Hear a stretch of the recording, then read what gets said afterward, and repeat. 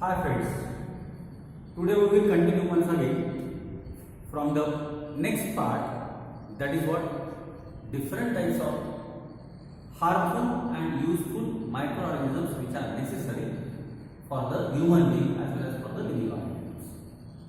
साधारणतः आपल्याला आयुष्यामध्ये कोणत्या कोणत्या प्रकारचे मायक्रोऑर्गॅनिझम्स आवश्यक असतात, कोणते त्रासदायक ठरतात त्याचा अभ्यास आपल्याला चॅप्टरमध्ये आहे. काल आपण एक आवश्यक मायक्रोऑर्गॅनिझम बघितला, that is lactobacillus. Now today we will continue. The next one is the rhizobium. The name itself indicates that this rhizobium bacteria is a symbiotic bacteria. Symbiotic ला मराठीमध्ये सहजीवन असं म्हणतात. हा सहजीवी जीवाणू. याचा अर्थ हा एखाद्या होस्टच्या शरीरामध्ये राहतो, त्या होस्टकडनं अन्न पदार्थ घेतो, त्याच्या तुलनेत त्या होस्टला पण काहीतरी देतो. That's why these bacteria are called as what? Symbiotic bacteria, which are called as rhizobium.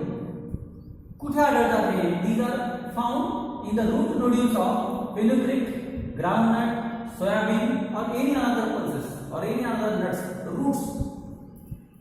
म्हणजे द्विदल वनस्पतींच्या मुळांवरील गाठींमध्ये प्रामुख्याने हे जीवाणू आपल्याला सापडतात. त्यामध्ये हरभरा आहे, तूर आहे, त्यानंतर डाळीचे इतर प्रकार आहेत, सोयाबीन आहे. या सगळ्या प्रकारच्या छोट्या छोट्या रोपांच्या मुळांवर ज्या बारीक गाठी असतात, रूट नोड्यूल्स असतात, त्या रूट नोड्यूल्स मध्ये आपल्याला रायझोबियम प्रजातीचे जीवाणू बघायला मिळतात. आपण कसे बघावे? Take any soybean plant or any fenugreek plant or any another plant which is dicot plant.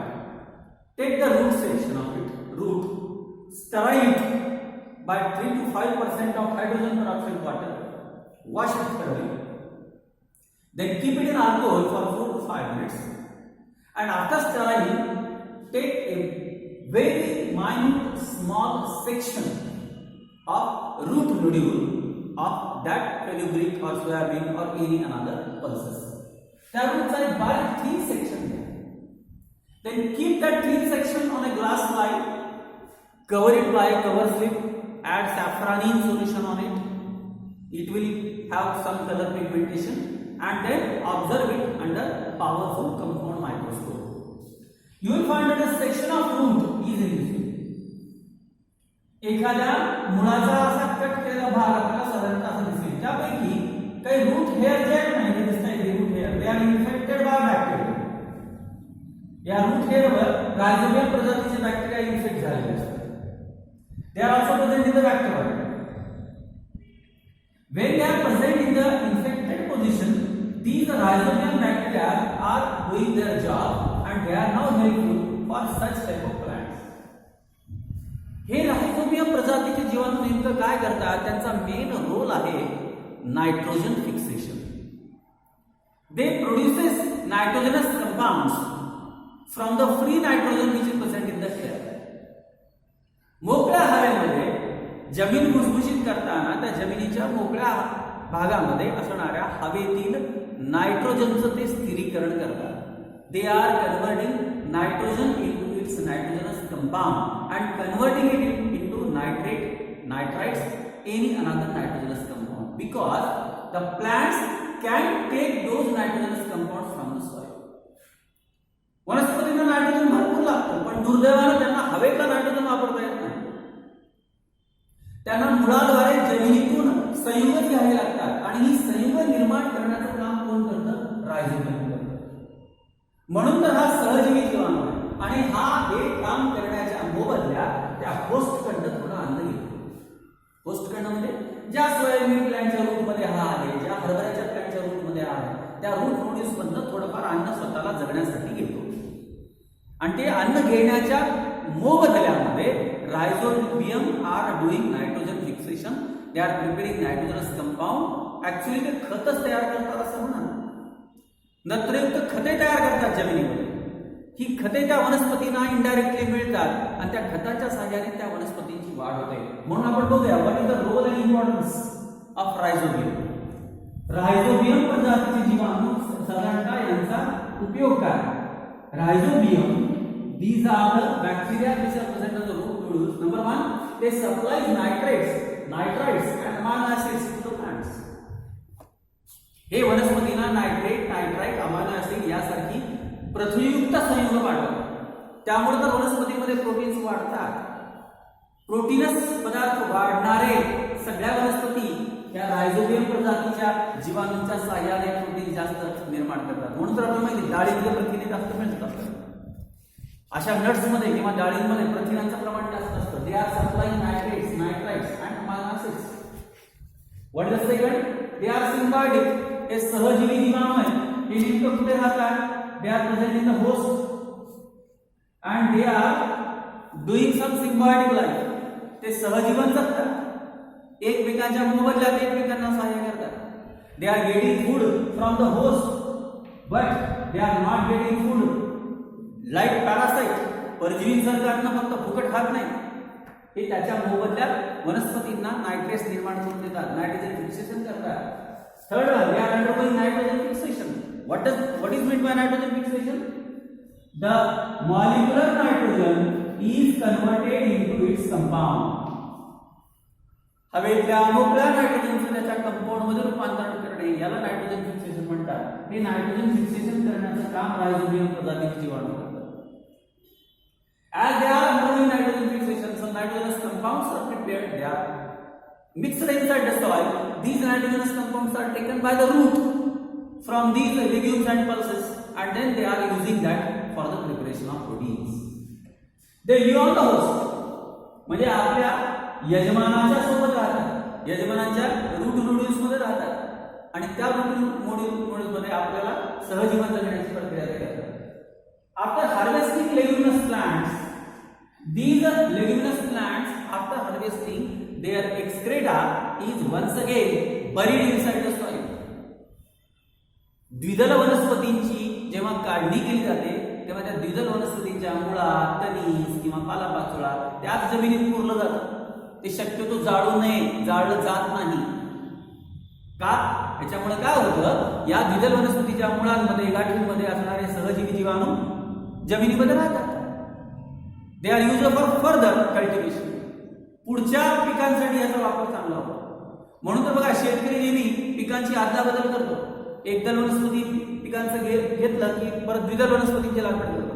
द्विदल वनस्पतीची लागवड केली की मग एकदल वनस्पतीची लागवड करतो. त्यामुळे काय होतं? Microbial content is maintained inside the soil. जमिनीमध्ये सूक्ष्मजीवांचं प्रमाण कायम राहतं. म्हणून तर इथे एक हा महत्त्वाचा भाग आहे. After harvesting leguminous plants, the excreta of these plants is once again buried inside the soil. सगळ्या लेग्युमिनस प्लांट्सचं जेव्हा हार्वेस्टिंग केलं जातं तेव्हा त्यांचा टाकाऊ कचरा जो आहे ना तो जाळून टाकला जात नाही, फेकून दिला जात नाही. तो खत म्हणून वापरला जातो कारण त्याच्यामध्ये रायझोबियम प्रजातीचे जीवाणू आहे. Sixth one, they reduces uses of chemical fertilizers. रासायनिक खतांचा वापर यांच्यामुळे कमी होतो. तुम्ही द्विदल वनस्पतीची वाढ जास्त प्रमाणात करत गेला तर ती जमिनीला पोषक ठरते. रब्बीची पिकं तुम्ही म्हणता ना, रब्बीची पिकं, ही रब्बीची पिकं पुढच्या वेळेला खरीपाच्या पिकांना वरदान ठरतात. कारण या रब्बीच्या पिकांच्या रूट नोड्यूल्स मध्ये रायझोबियम प्रजातीचे जीवाणू असतात. These are helpful bacteria and they are necessary for the plants. They are necessary for the preparation of proteins. So this is one of the use. Seventh one, they are also now used as inoculation. आता तर काय करतात? पेरणीच्या वेळेला असे rhizobium प्रजातीचे जीवाणू द्रव स्वरूपामध्ये जर मिळाले, म्हणजे द्रव स्वरूपात त्यांची खतं मिळतात, तर बाटल्यांमधनं हे रायझोबियम प्रजातीचे जीवाणू बियाणांना चोळून टाकतात. बियाणांना चोळतात आणि अशा बियाणांची पेरणी करतात. अशा बियाणांची पेरणी केल्यामुळे वनस्पतीमध्ये ऑलरेडी, त्या जमिनीमध्ये ऑलरेडी हे जीवाणू जातात आणि हे जीवाणू मग त्या वनस्पतींना चांगलं खत म्हणून वापरता येतात. त्यांना आपण जैविक खते म्हणतो, bio fertilisers. They are available in small bottles. They are covered on the seeds. That is the process which is known as inoculation. या इनॉक्युलेशन मध्ये रायझोबियम प्रजातीचे जीवाणू त्या वनस्पतींना उपयोगी पडतात. So these are the roles and importance of rhizobium bacteria. हे सहजीवी जीवाणू द्विदल वनस्पतींना अत्यंत मोलाचं वरदान करतात. तिसरा प्रकारचा जीवाणू आपल्याला शिकायचा आहे ईस्ट. हा फार कॉमन आहे, सगळ्यांच्या परिचयाचा. कधी कधी याला बेकर्स ईस्ट असे म्हणतात. पावडरच्या स्वरूपात सुद्धा म्हणतात बेकर्स ईस्ट. तुमच्या प्रयोगात 2-3 छोटे प्रयोग दिलेले आहेत. एक साधारण प्रयोग मी तुम्हाला सांगतो. Take some baker's yeast. Add in a lukewarm water, कोमट पाण्यामध्ये त्याला टाका. Take in a bottle, on that bottle fit a balloon, a transparent balloon is fitted on the mouth of that bottle, and after 4, 5, 6, 10 minutes or half an hour, look toward the balloon gets flattened. काय काय म्हणालो मी, bakers east घ्या, थोडंसं गरम पाण्यात टाका, त्याच्यामध्ये थोडंसं शुगर टाका, सुक्रोज शुगर वगैरे टाका, आणि त्यानंतर त्या बॉटलला एक रबरी फुगा बसवा, आणि 15 मिनिटांनी अर्धा तासाने बघा तो रबरी फुगा फुगलेला दिसेल. या सगळ्या प्रक्रियेचा अर्थ काय, ईस्ट हा फर्मेंटेशन करतो, किण्वन करतो. फर्मेंटेशन मध्ये नेमकं काय होतं, the glucose C6H12O6 it is undergoing fermentation, it is converting into carbon dioxide plus ethyl alcohol to C2H5OH and plus some amount of energy. He reaction लक्षात ठेवा, आता ही सगळीकडे येणार आहे. ईस्ट जेव्हा उपयोग होऊ तेव्हा सगळीकडे येणार आहे. ईस्ट जातीचे जीवाणू या ग्लुकोजचं फर्मेंटेशन करतात, त्या प्रक्रियेमध्ये कार्बन डायऑक्साइड युक्त होतो, इथिल अल्कोहोल तयार होतो, थोडीफार एनर्जी तयार होते. This liberated carbon dioxide gas is coming in the balloon and the balloon gets flattened. मी छोटा प्रयोग सांगितला तुम्हाला, गरम पाणी एका बाटलीमध्ये घ्या, त्यामध्ये थोडी बेकर्स ईस्ट पावडर टाका, त्यात थोडं शुगर टाका, साखर टाका, ते मिश्रण, त्या मिश्रणाच्या बॉटलच्या तोंडाला एक रबरी बलून बसवा. थोड्या वेळात तुमच्या असं लक्षात येईल तो बलून असा फुगलेला दिसेल. What does it indicate, carbon dioxide gas is fitted inside, the alcohol is fitted inside. तुम्हाला बेकर्स ईस्ट पाहिजे असतील तर हे लिक्विड वॉटर घ्या, त्या ग्लास प्लेटवर ठेवा, कव्हर स्लिप ठेवा, and then watch, you will find that such type of bakers yeast are form. हे बेकर्स ईस्ट चित्रात दिसल्याच आपल्याला कळतं की नेमकं हे काय आहे बेकर्स ईस्ट. या बेकर्स ईस्टच्या वरच्या बाजूला बड फुटलेला आहे, मुकुल. It indicates that the reproduction of bud, reproduction of yeast takes place by the budding. Simple आहे, साधा सोपा सरळ सूक्ष्म जीव आहे. याला न्यूक्लियस आहे, याला व्हॅक्यूल्स आहे, याला इतर सेल्युलर पार्ट्स आहेत, युनिसेल्युलर आहेत, यांच्यामध्ये सायटोप्लाझ्म आहे, आणि यांचं रिप्रोडक्शन बडिंगच्या साईडला. A bud is generated, the nucleus gets bifurcated into two parts. One of the part of the nucleus is now inserted inside the bud gets separated, and two yeasts are now developed. याला आपण काय म्हणतो, reproduction of bud. Cell wall आहे, nucleus आहे, cytoplasm आहे, बड आहे, साधारणतः east या प्रकारचा दिसतो. ईस्टच्या बाबतीमध्ये what are the characteristics, yeast जातीचे जीवाणू दुधाचे दह्यात रूपांतरण करणारे, ब्रेड बनवणारे, अल्कोहोल बनवणारे, युजेस आपण बघणार आहोत. हे जे ईस्ट जातीचे जीवाणू आहे, 2-3 कॅरेक्टरिस्टिक्स आहेत. एक, दे रिप्रोड्यूस बाय बडिंग, यांचं प्रजनन मुकुलायन पद्धतीने होतं, बडिंग पद्धतीने होतं, फास्ट, व्हेरी फास्ट, दे ग्रोज व्हेरी फास्ट. एक चमचाभर विरजण जर टाकलं तर 2-3 तासात लिटरभर दुधाचं दह्यात रूपांतरण होतं. बेकरीमध्ये तुम्ही ईस्ट वापरता, थोडी ईस्ट पावडर वापरता, भरपूर ब्रेडचं मटेरियल तयार होतं. बेकर्स ईस्ट इडली ढोकळा तयार करताना वापरतात. A small amount is used for preparing large amount of that baking powder और बेकर्ड मटेरियल. तो they reproduce by budding. They are heterotrophic fungal bacteria. हे फंगस आहे आणि हे हेटरोट्रॉपिक आहे, इतरांच्या जीवावर जगतात. त्या प्रक्रियेमध्ये काही केमिकल रिएक्शन्स करतात which are helpful for us.